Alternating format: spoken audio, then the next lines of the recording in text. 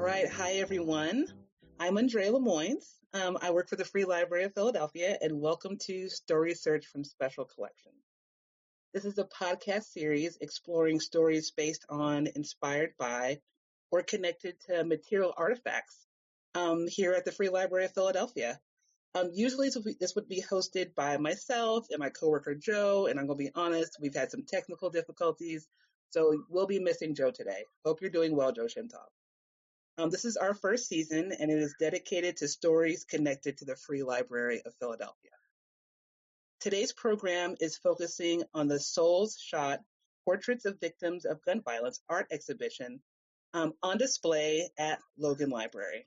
And yes, we know due to COVID, the library is closed, but we'll talk about how you can access and see the collection in many other ways soon. This exhibition pairs artists with the family and friends of those who have unfortunately died due to gun violence in our city. Artists meet with family and friends of the deceased in an attempt to capture in portrait the unique qualities of these wonderful souls that we very much miss, who have gone, but they are not forgotten. Today, we're speaking to some of the artists, family members, and community organizers involved with this amazing exhibition. You can visit their website and learn more about this amazing organization at soulshotportraitproject.org. And feel free to definitely go through all of the information they have on the website. It's a wonderful, wonderful thing. So I want to welcome everyone to the show. And actually, there's quite a few people on here. I'm very much looking forward to the conversation we're getting ready to have because there's some wonderful souls on here. And I'm going to ask folks if they can just introduce themselves really quickly, and then we'll get into the conversation. So first, can I have Anne? Yes, my name is Anne Hartzell. I'm on the board of directors of Soul Shot and one of the artists. Great. Thanks for being with us, Anne. And then we have Elisa.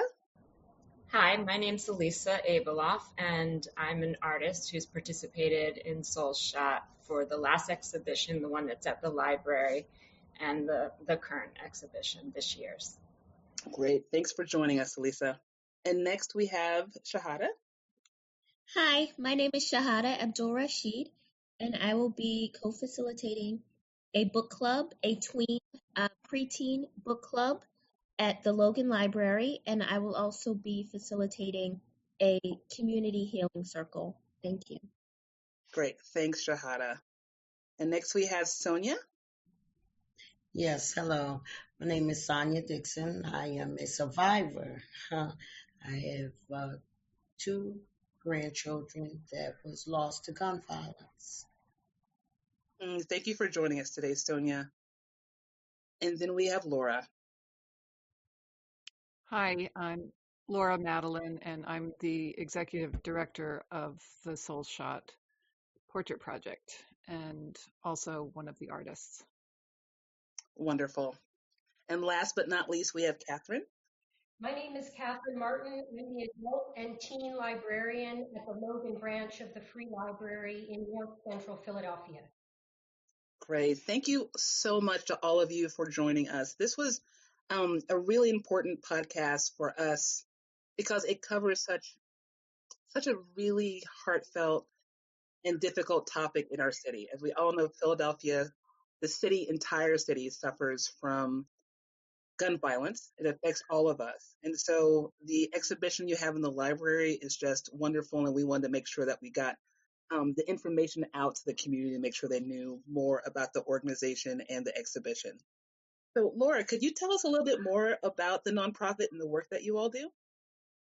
Yeah, I can start with a little history. Yeah, that'd be great. It started off back in actually 2016.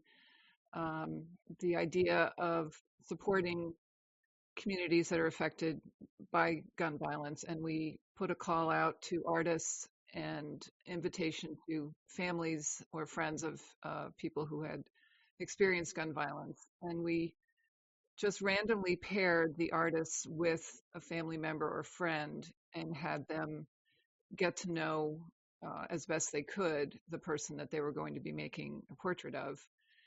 And the exhibition was about 30, the first exhibition was about 30 portraits, very, very different from each other, as are the ones right now in Logan Library. And it was a resounding success in that it's a very powerful experience to see all these portraits. And I sometimes I think of the exhibitions themselves as an artwork. And when people see it, it has an effect on the viewers who have never experienced gun violence.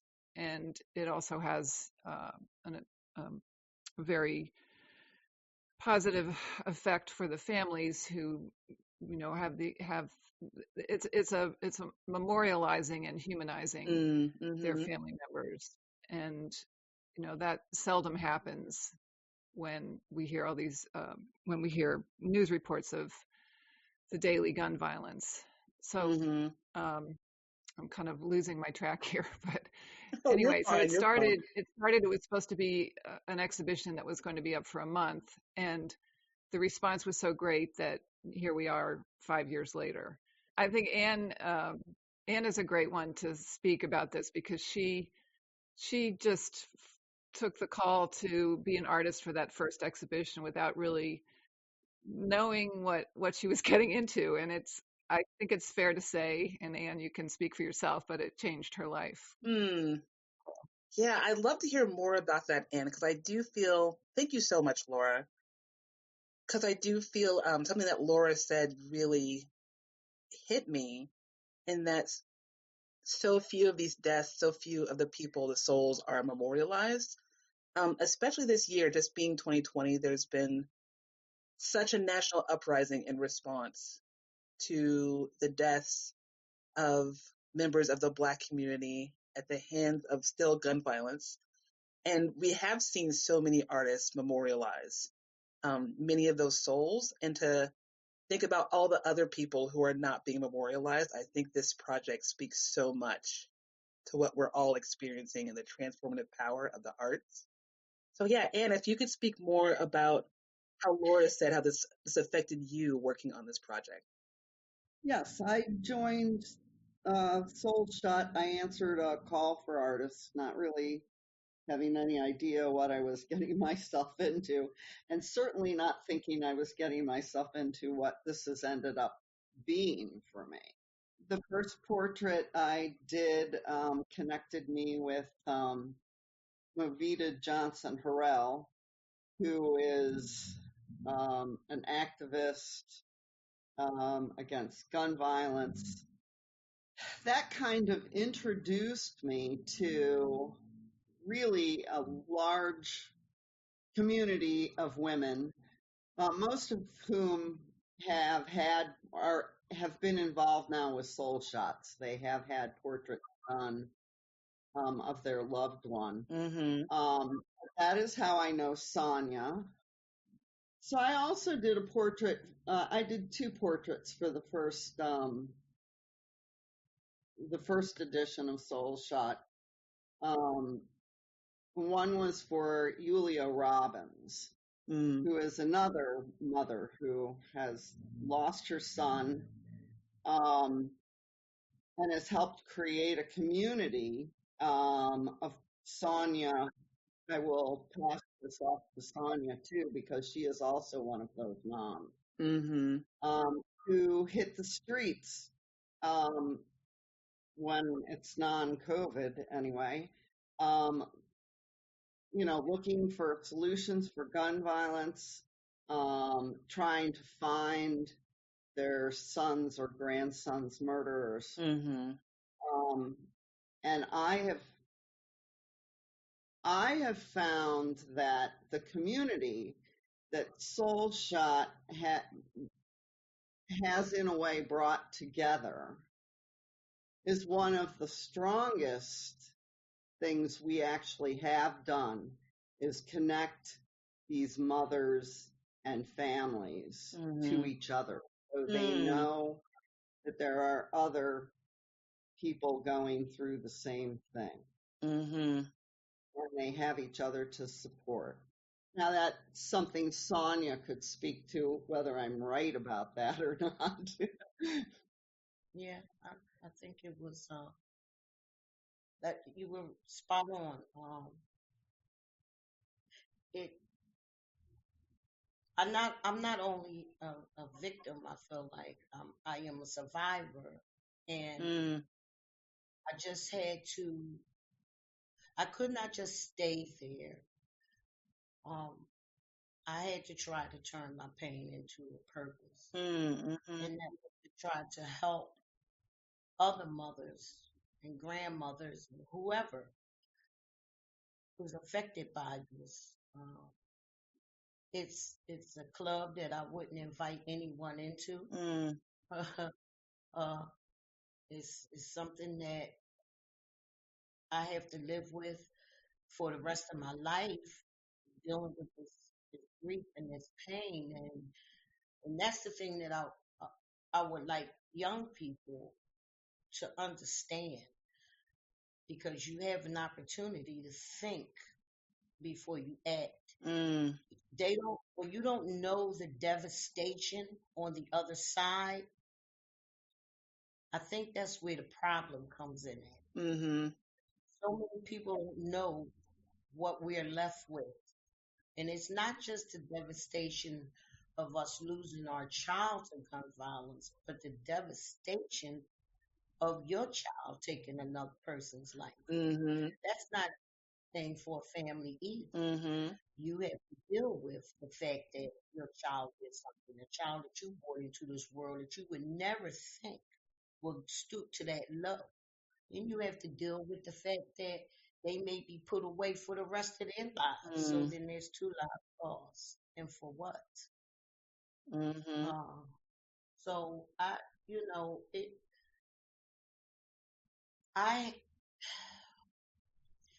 how can I put this and make it make sense? I had to try to fight back, but it wasn't just to get justice for my boys, mm-hmm, because I know my justice is going to come from the Lord. Um, what a lot of mothers is experiencing right now is that they're going to court mm-hmm, and they're not getting the time in which they feel as though they should get. Well, it doesn't matter how much time the person gets for taking your loved one. It's never going to be enough for you. That's number one, mm, because it's not going to bring your child with. mm, So what I try to do, and I haven't been through it, far as being able to face my children's killer. I haven't been there, mm-hmm, I don't know what the forgiveness process would be like for me. I don't know any of that. But I just have to lean on God's word that no matter what, He's going to handle it. And so, as far as I'm concerned, that's the only justice that I'm going to be satisfied with, is the justice that my God is going to give me. mm, And I think that's the only thing that any of those mothers would be satisfied with, because man's justice is just not going to be. mm, It's not going to be.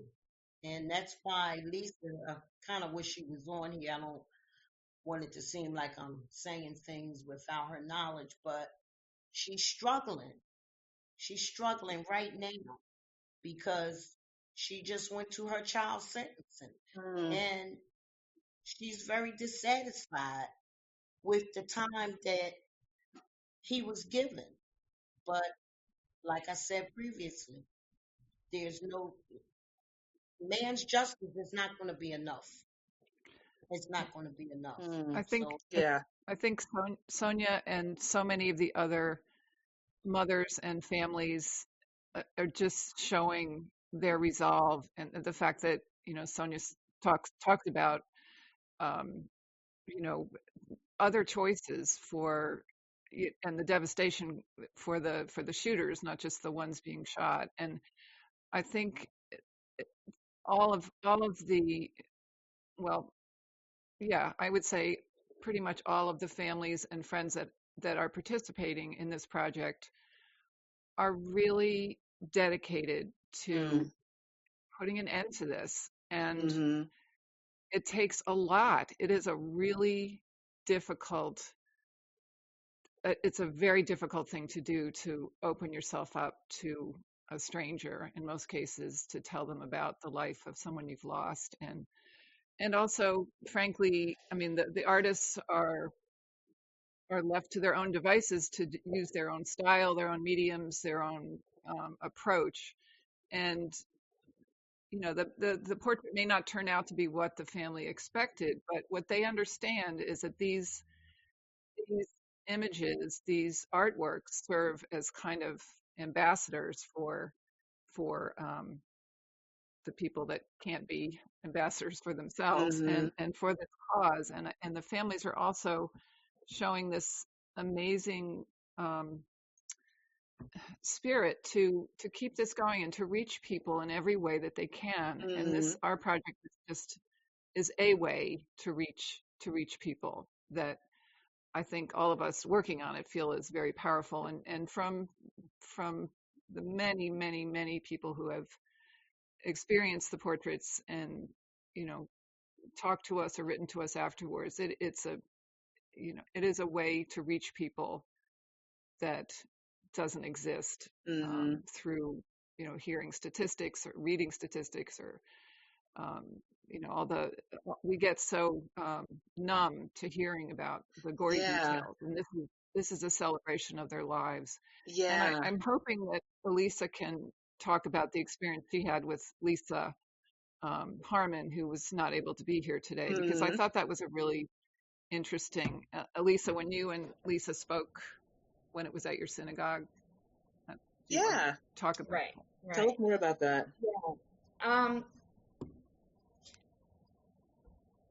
Just trying to think. I wanted to express also that I do feel that the way Laura has encouraged everyone, all the artists, to use their own style, and you see all the different types of portraits, actually emphasizes that each of these people is an individual and like deeply human and with all sorts of strengths and weaknesses, because the art has that, because all art has that. And I think that's part of the power of this exhibit. It's a whole other thing with the community. Another community that starts to get formed is that, depending on the personalities, I guess, the artist and the parent or loved one they form a real relationship, because it's a very deep thing that you're sharing. And in order for an artist to try to memorialize someone, they have to, at least my experience, I guess I shouldn't speak for all artists, but I feel like you have to fall a little bit in love with them. Oh, I love that.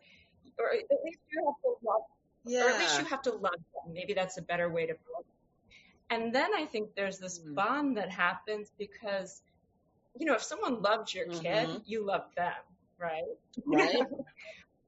And I think that's what sort of happened between me and Lisa. And when she came and spoke to our synagogue when we had it, it's Beth Am Israel in Penn Valley, when we had it last year during Martin Luther King Day, we had a panel with moms and a few artists, a few moms. And so then she got to know another woman from our synagogue who's been very involved in this kind of work, Gabby Lipkin. And when I spoke to Lisa today, because she was letting me know she couldn't come today because she was still really having to process the trauma, she said to me, when this is over, the three of us are gonna go out, and we said we're gonna have drinks and we're gonna cry and we're gonna laugh, and that's a lot to the relationship. I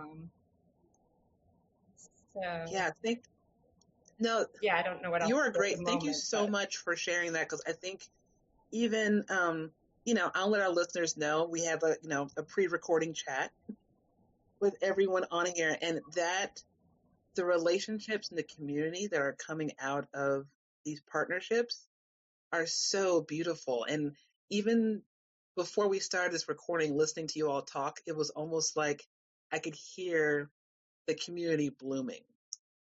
Like it's just this transformative process of that involves like grief and healing and art making and like family making. And I think that's such the beauty of this work. It's almost like the memorial, the portraits are a reflection of the community and family that you all are building as you're bringing these people together. I just think, yeah, hearing you all, it's just been absolutely amazing so far. And I did want to talk to, I know Laura, you and Sonia, you were the artist that worked with Sonia. Is that correct? Yes. The memorials. Yeah, I do want to hear, you can tell us more about what that process, it sounds like, of course, every artist, every family, every memorial is different. Like, what did that process of creating this portrait look like for you? Well, I met Sonia at I think it was the second exhibition, and she told me about her grandson, Zaki, and then I went to her house, and we just looked at lots and lots of photographs, and I heard lots of stories, and I think you got his mom on the phone while I was there.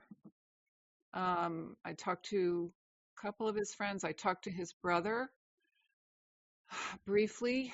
And so, I'm sorry, this is his brother who is in the current exhibition. His brother was shot and killed after I finished the portrait of Zaki. His brother Chip portrait is in the current exhibition, which,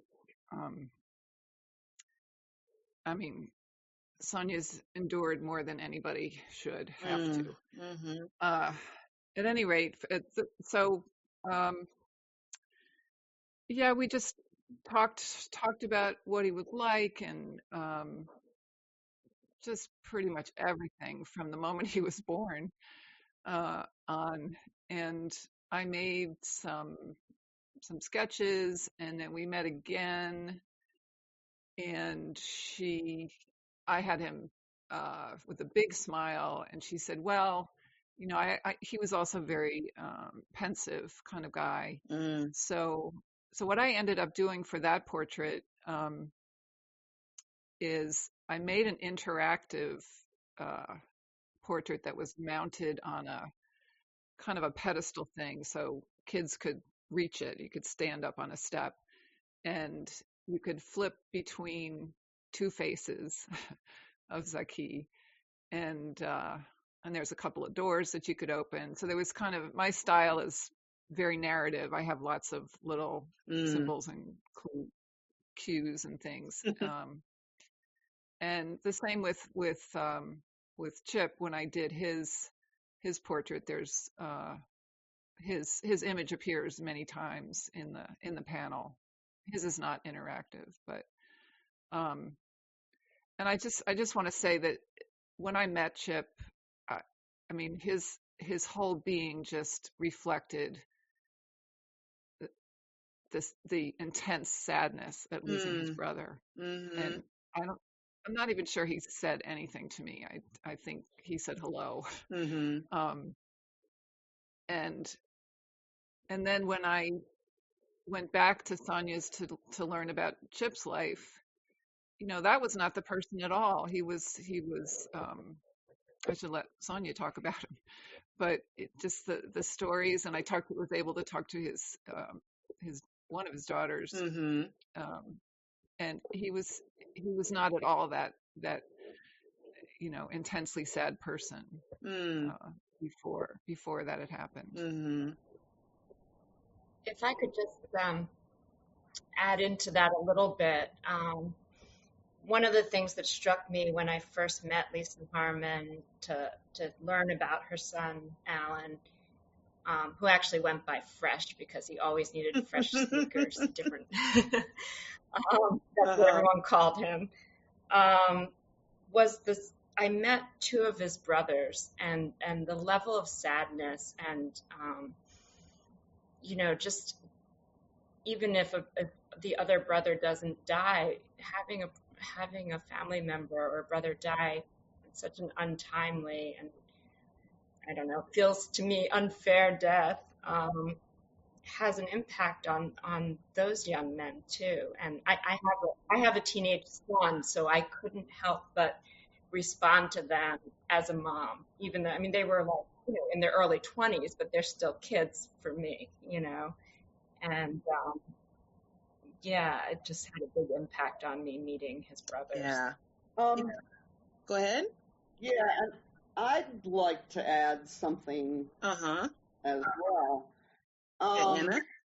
Sorry, Ann. So this is Ann. Yeah, sorry, Ann. So one of the portraits that I did, I'm not going to identify who this person is. I think you'll know why when I finish the story. But her son was murdered picking up her daughter at a party.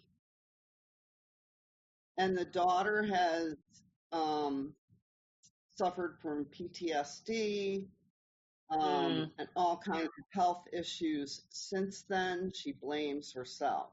The daughter is now in stage 4 kidney failure. Oh, no. Which is in direct relationship to her stress and the fact that she was, has had to live through this trauma. Mm-hmm. So this is what these people are living with. Mm-hmm. And I become speechless. What is there you can say? Mm-hmm. Both of the families I've worked with, well, the first one, the son died right around the corner from their house, and one of the brothers and mothers were with him as he died, which was sort of a blessing and a curse. They were glad that he had them there, but it's an extreme trauma. And the woman that I've worked with this year, who I think would want her name said, Kathy Bayard, her son's name is Tanir, heard the gunshots and thought somebody's going down, and then found out, thought, I really hope he's okay. And then found out that it had been her son. So. Yeah, and lives with guilt of feeling that she couldn't have saved him somehow. And now I'm speaking for her, but we've had a lot of conversations, and I think she would want to be represented. Thank you for that, Elisa. Thank you. And listening to all of these stories, like I'm hearing in your voices how hearing the experiencing other people's traumas have been very transformative for all of you. I'm thinking about what do you hope people take away with them after they see the exhibitions? Like, what, as artists, as family members, what are you hoping that people see and feel when they come to see those artworks? I strongly believe that people do not see these portraits without being moved. And what we hope that they move towards is figuring out how they can help. And we do on our website, and when we used to have actual physical exhibitions with the table of information, we have lists of resources, and they're resources for people that might need help struggling with grief, but they're also all of the gun violence awareness and advocacy groups. And I think what's important to remember is that I'll speak for myself, but I think for many of the artists who participate in this project, I'm not good at taking political action or spouting off statistics and, kind of acting out in that sort of way. Mm.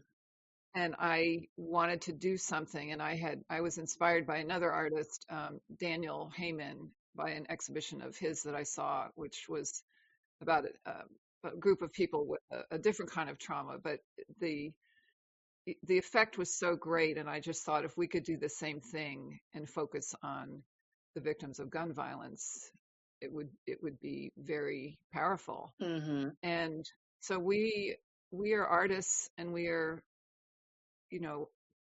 being activists using what we have.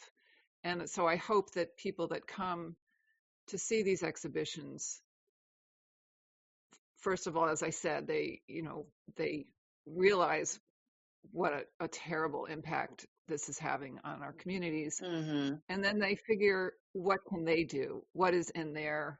What are their strengths, and how they can apply that to making a change, to putting an end to this. Mm-hmm. Right. And how can, I know with COVID and not being able to see the exhibitions in person as easily as it was before, how can people see the works? How can they access the exhibits? Well, if you go to our website, that's got it's got pretty much everything from the very beginning of this project. And I was also going to say, when you were speaking about getting a sense of the community of those of us who are participating here today, if you go to the website, which is soulsshotportraitproject.org, if you look at the videos from the very beginning, Mm-hmm. we have a wonderful filmmaker named John Thornton who made from the first, let me see, where are we now? First three exhibitions, he made videos during the opening reception and program for each of them, and Mm-hmm. they include interviews with families and with and viewers and artists, and they really do give a sense of what the project is all about.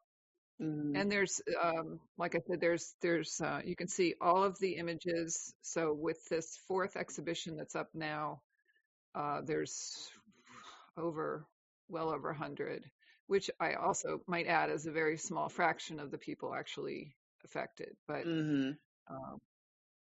that's what we have, and you can follow us on all the social media. It's all there on the website. Great. Thank you, Laura. Also, like, just thinking about the community, like how growing the community, how can people become involved in supporting this project? Either artists, families looking to memorialize the loved ones lost. Like, how can more people become involved?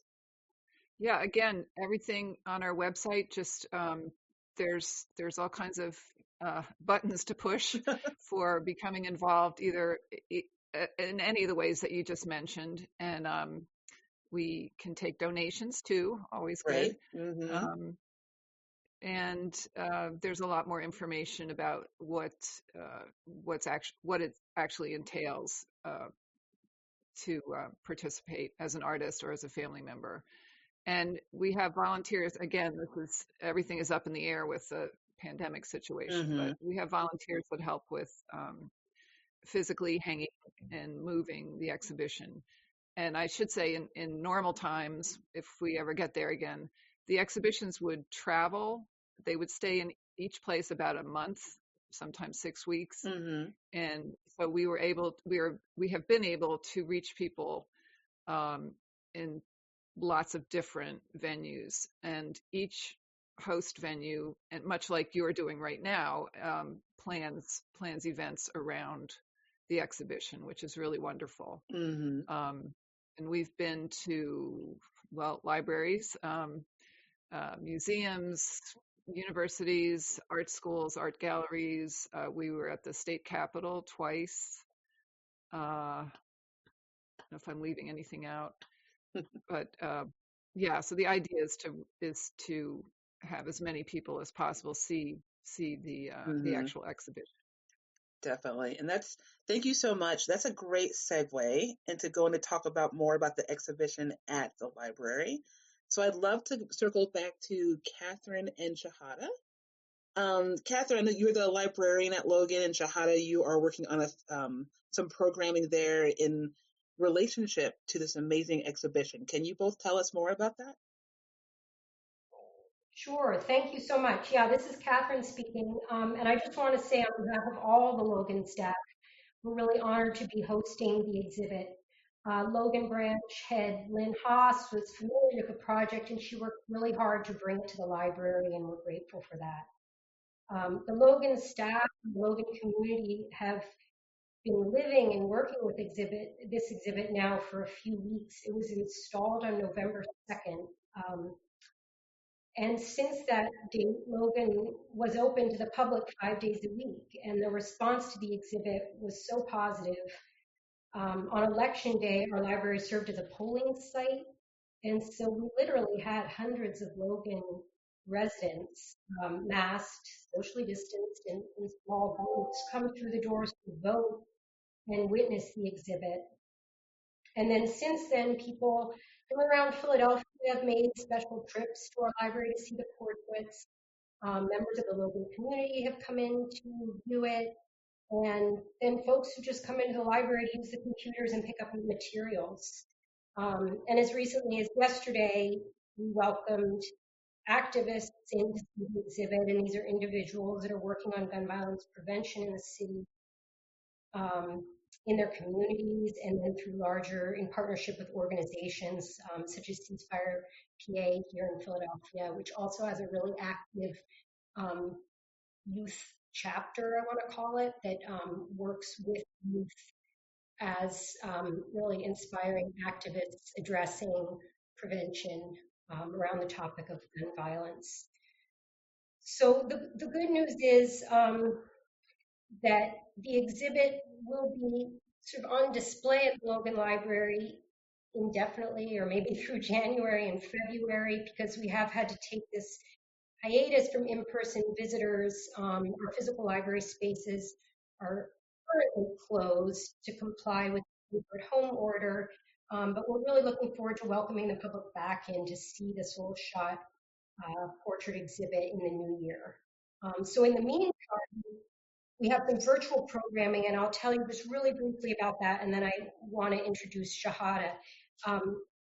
So the sort of the backbone of our virtual programming related to the exhibit will be conversations between artists, survivors, loved ones, community activists, and Logan staff.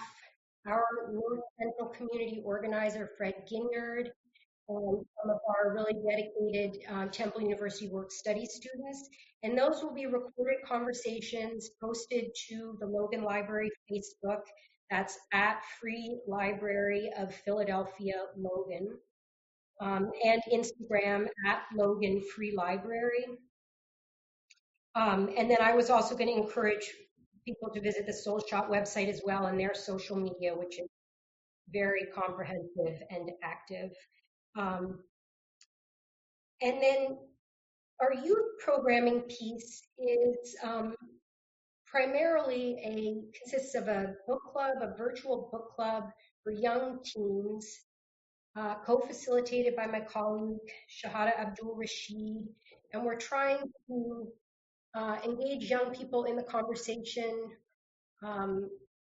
The young people who participate will receive a copy of the book, a set of Legos, some other fun take-home activities. The book that we'll be reading is The Stars Beneath Our Feet by David Barclay Moore, and it does tackle the issue of gun violence. And Shahada is the Free Library's community organizer for Southwest Philadelphia, and I had the privilege of working with her last winter. She brought Healing Circle, to tell you more about, to Logan in conjunction with One Book, One Philadelphia, and Tony Orange's book, There, which also deals with the topic of gun violence in Oakland, California.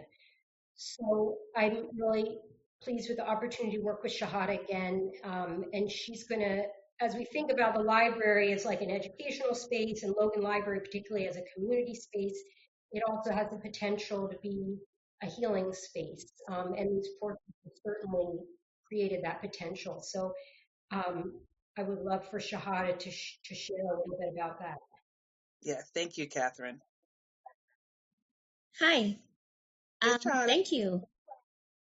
So, when Catherine approached me to, actually, Fred Ginyard asked me if I wanted to be a part of a project, and when I got to know what the project was about and that I was going to be working with Catherine and with the community, of course, I was excited. It's what I love to do. So, I'm going to be helping to co-facilitate the book club, and I've read the book. I've actually I listened to it on audiobook, but I've recently been reading the book, and it feels different to actually touch the pages. Mm-hmm. You can get more, you feel more when you actually touch the words on the book. I don't know how, but it's a thing. I'm sure many librarians agree with you, Shahada. Yes. And the book The Stars Beneath Our Feet, it's very much I love it because it's coming from a different perspective that I think we don't really hear much, like that kind of young teen, preteen, because people either want to speak more to children or teenagers, but this group of people, they're kind of more in between, hence the name tweens. So I was asked to do the healing circle based on things that have been going on in the community, and I was really excited to hear that this is something that they thought could benefit the community. The healing circle that I do, it pretty much it creates a safe space, or the more accurate description would be a responsible space, because we can't always guarantee that every space is safe. So we create a responsible space, because we as human beings, it's pretty much all about finding what makes us all human. It's throwing out those differences, but talking about them, because we have to acknowledge them because they're real. Yes. But focus on things that keep us together as opposed to divided. So I think this will be a really, like, the population that we're going to be working with, these like preteen tweens, we don't get to hear from them much. So I will be excited to hear how they are dealing with these things, because in the light of Philadelphia and all the kind of like violence and rioting and protesting, I think that they don't really have a voice. So a way to uplift their voice so that we can hear from them, because they're important as well, and what they think is important as well as their minds are being shaped at this time. So it's important to kind of get deep into what they're thinking and allow them a space to express themselves. So I'm really excited to host the circle and to also co-facilitate the book club. I think that a lot of them will be able to really express themselves through the book club, and that'll be kind of segue into the healing circle, because I mean, everything's on Zoom now. Everyone's tired of talking on Zoom. But I think that once people start opening up, that's a good way to get them more involved and more thinking deeper into how to heal themselves in their community. Yeah, thank you so much, Shahada. Hearing you, Catherine, talk, I think it's amazing. I mean, this is why I work at a library, is how public spaces are so versatile, and they could be used, with this exhibition, with these programs, to create what you said, a responsible space for healing and community growth, for building community, which just sounds like everything that all the work that is being done by this amazing group of people on this call are doing. So I have one last question for especially everyone involved with Soul Shot. I know hearing from all of you, advocacy and fighting to end gun violence is such an important aspect of this work. And there were a few organizations that a few people stated before, but I was wondering, is there any specific organizations that you all partner with or want to talk more about that are really fighting against gun violence in Philadelphia and supporting families who are suffering from the side effects of gun violence? Well, because of this is Elisa. Because of Soul Shot, we when our synagogue had the exhibit, we actually put it in our sanctuary, and people were extremely moved by it. And pretty much, and one of our programs had somebody speak from Ceasefire PA, and also at the event where the moms and artists spoke, somebody stood up and sort of said, "This is nice, but what are you going to do about it? What can you know?" And so we got really involved. We're partnering with Ceasefire PA, and we're actively educating our own community and trying to figure out how we can support common sense gun laws. And I am going to take a chance to plug that we do have a December 6th open to the public Zoom program where we're going to meet with Pam Delicio and our representative, and with Adam Garber of Ceasefire to talk about what's ahead for the new legislative session. Oh, that is great. And thank you. And also all of you, plug away. That is completely fine, Elise. Yeah, we're not officially partnered with anyone, but like I said, we have a list of lots of organizations on the website, and probably I'll put you on the spot. I mean, you've gotten involved in so much. I mean, you want to just maybe tick off some of the, because there's some, they all have different functions too. There's some that are emotionally support, and some well, go ahead, Anne. Sorry. Well, and I think Sonia can probably help me too. Well, I agree, Ceasefire as a statewide national organization. Ceasefire is great because they are on the ground.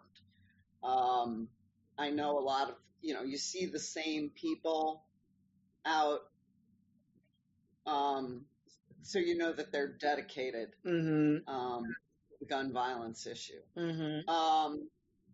I would say locally, real local, the Charles Foundation, which is at 52nd and Wyalusing, I'm sorry. They feed the community, clothe the community. I know pre-COVID they had support groups for family members. And let's see, who else? Sonia, I'm putting you on the spot. Aleda Garcia, right. National Justice Alliance. Yes, right. And also, I've worked with Ceasefire as well. There's also the Amir Center up at Germantown with Shantae Love. They do a lot of work. Yeah, very much. For families and boots on the ground. And there's Moms Bonded by Grief. They're more kind of supportive, but they do dip in some areas. They affiliated with some of the state reps and things that try to bring awareness and find solution for the gun violence. And there's really is quite a few of them out there that are really, more boots on the ground. But with the COVID, it's not a lot of things going on right now. The NOMO Foundation, they're very good. They help bring, that's with Felicia Pemberton and her husband. They have that foundation, and they're boots on the ground as well, and they work a lot with the youth, and they give them jobs and, to bring them off the street, to try to show them a different way of life. Um, and so it's And I do think Moms Bonded by Grief, that is a really important group. Every day, another family in Philadelphia gets to join the club. Mm-hmm. And Moms Bonded by Grief, I think they have been fabulous in supporting these women, although I'm kind of speaking for them. But Sonia, don't you feel that they're really there with you? Mm. they're they are supportive. They try to reach out to new families Mm-hmm. coming in, just from the news, when you hear about someone on the Mm-hmm. news, tries to reach out to the families. And you have to remember, guys, that it's a lot of families that shy away from the groups.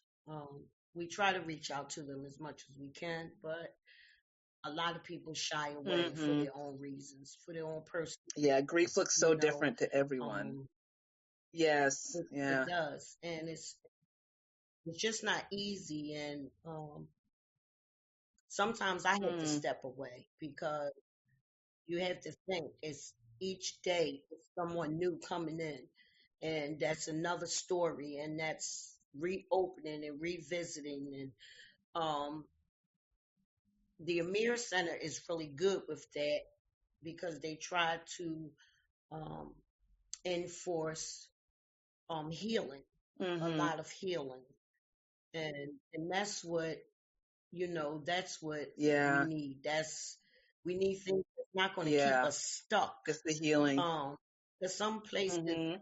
yeah, it can keep you, so. But my hat go off to you guys for the work that you do. Soul Shots, just by keeping our children's memory alive and putting a Yeah. story, and a face to it. It says a lot. And you guys, the program that you were just talking about, you ladies with the healing group, Mm-hmm. Shahada, what you're doing with the youth, I think that is a great way of trying to reach our new generation. Mm-hmm. I was thinking about the bird, the Sankofa Mm. bird, that Laura put on my boy's portrait, and the meaning of it. Um, looking back at your Mm-hmm. past with moving forward Oh, with a that's purpose. so beautiful, Sonia. And Yeah. and that's Yeah. what I find myself doing a lot. Like I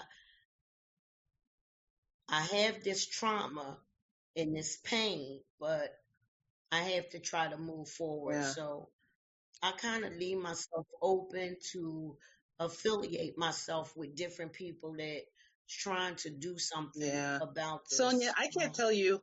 Oh, I'm as sorry, much as Sonia. I we just can't can. tell you. Thank you so much for the comments you just made. I think you just said it all, and as the perfect time to kind of wrap up our conversation, just thinking about memorializing and thinking about the healing and thinking about all the amazing work that all of you are doing to create some healing and awareness in our communities and of really valuing the lives that we have all lost. So I just can't tell you how wonderful this conversation has been. Thank you all for joining us.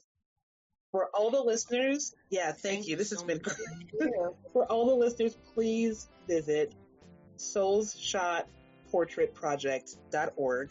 You can also visit the Free Library of Philadelphia.org and look under our blogs, and you'll find more information about the exhibit at the Logan Library. And on there is actually a link to the Soul Shots Portrait website. Yeah, I'm very honored to have you all on our program today, and I'm so excited that the Free Library of Philadelphia, the staff at Logan are just so community focused and see the need and are working with all of you.